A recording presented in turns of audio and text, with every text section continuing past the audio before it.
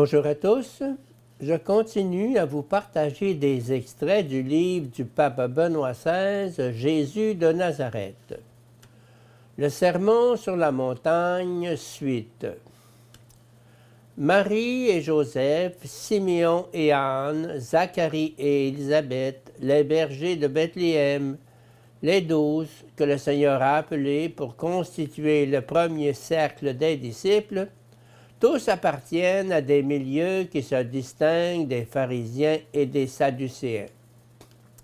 C'est en eux que commence le Nouveau Testament, qui se sait en union totale avec la foi d'Israël, qui mûrit en vue d'une pureté toujours plus grande.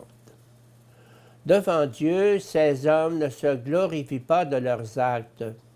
Devant Dieu, ils ne prétendent pas être une sorte de partenaire commercial légal en droit qui exige d'être rétribué à hauteur de ses actes. Ces hommes savent qu'intérieurement aussi, ils sont pauvres, qu'ils aiment tout en recevant simplement ce que Dieu leur donne, et c'est précisément en cela qu'ils vivent en accord intime avec l'être et la parole de Dieu. Quand sainte Thérèse de Lisieux disait qu'un jour elle paraîtrait devant Dieu les mains vides et qu'elle les lui tendrait ouvertes, elle décrivait l'esprit de ces pauvres de Dieu.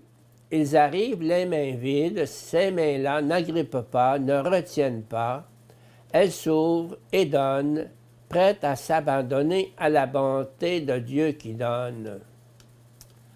Mais peut-être est-il bon, avant de poursuivre notre méditation sur le texte, de revenir un instant sur la figure de l'histoire de la foi, dont l'existence humaine illustre avec une intensité extrême cette béatitude, François d'Assise. Les saints sont les interprètes authentiques de l'Écriture sainte. Le sens d'une expression se révèle avant tout grâce aux hommes qu'elle a saisis tout entier et qui l'ont vécu de tout leur être. L'interprétation de l'Écriture ne peut être une affaire purement académique ni reléguée dans le domaine exclusivement historique. L'Écriture recèle toujours en puissance un avenir qui se révèle seulement lorsqu'on vit et souffre sa parole jusqu'au bout. Cet extrême était un correctif apporté à l'Église de cette époque, qui, sous l'emprise d'un système féodal, avait perdu la liberté et le dynamisme de son élan missionnaire. Elle signifiait l'ouverture de son moi le plus intime au Christ, auquel les stigmates le rendaient semblable en tout point, de sorte que réellement, ce n'est plus lui-même qui vivait, mais que, étant né à nouveau, il existait désormais tout entier par le Christ, dans le Christ. Que ceux qui font des achats soient comme s'ils ne possédaient rien. 1 Corinthiens 7,30. Heureux les doux, les humbles, ils obtiendront la terre promise. Matthieu 5,5. Cette béatitude est quasiment la citation d'un psaume. Les doux posséderont la terre. Psaume 37,11. Le mot hébreu anawim désignait les pauvres de Dieu dont il a été question à propos de la première béatitude.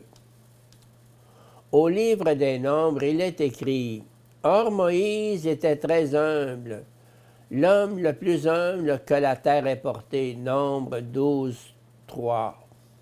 Comment ne pas penser dans ce contexte à la parole de Jésus? Prenez sur vous mon joug, devenez mes disciples, car je suis doux et humble de cœur, et vous trouverez le repos. Matthieu 11, 29. Le Christ est le nouveau Moïse, le vrai Moïse. Telle est la pensée fondamentale qui traverse tout le sermon sur la montagne. En lui s'affirme la présence de la bonté pure, qui est le propre du Très-Haut, de celui qui règne. Dans le livre de Zacharie, nous trouvons cette expression de salut. Exulte de toutes tes forces, fille de Jérusalem. Pousse des cris de joie, fille de Jérusalem. Voici ton roi qui vient vers toi. Il est juste et victorieux, humble et monté sur un âne tout jeune. Ce roi fera disparaître les chars de guerre.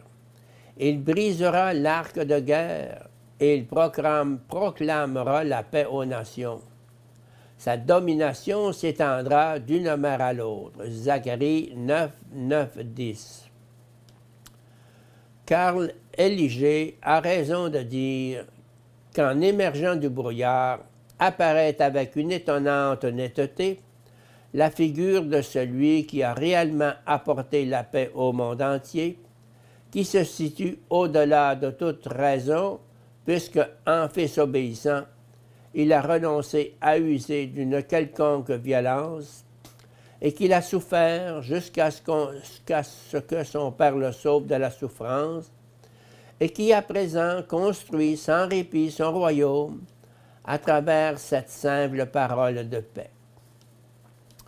Jésus envoie ses disciples chercher une ânesse avec son ânon. Cela s'est passé pour accomplir la parole transmise par le prophète. Dites à la fille de Sion, « Voici ton roi qui vient vers toi, humble, monté sur une ânesse et un petit âne, le petit d'une bête de somme. » Matthieu 21, 4, 5, confère Jean 12, 14, 15. Dans ce large éventail de textes du livre des Nombres, chapitre 12 à Zacharie, chapitre 9, jusqu'aux béatitudes et au récit du dimanche des rameaux, on reconnaît la vision de Jésus, roi de la paix, qui fait éclater les frontières entre les peuples et qui instaure d'une mer à l'autre un espace de paix. Par son obéissance, il nous appelle à entrer dans cette paix. Il la plante en nous. Le terme doux, humble fait partie du vocabulaire du peuple de Dieu, d'Israël devenu universel dans le Christ, mais c'est aussi une parole royale qui nous révèle la nature de la royauté nouvelle du Christ.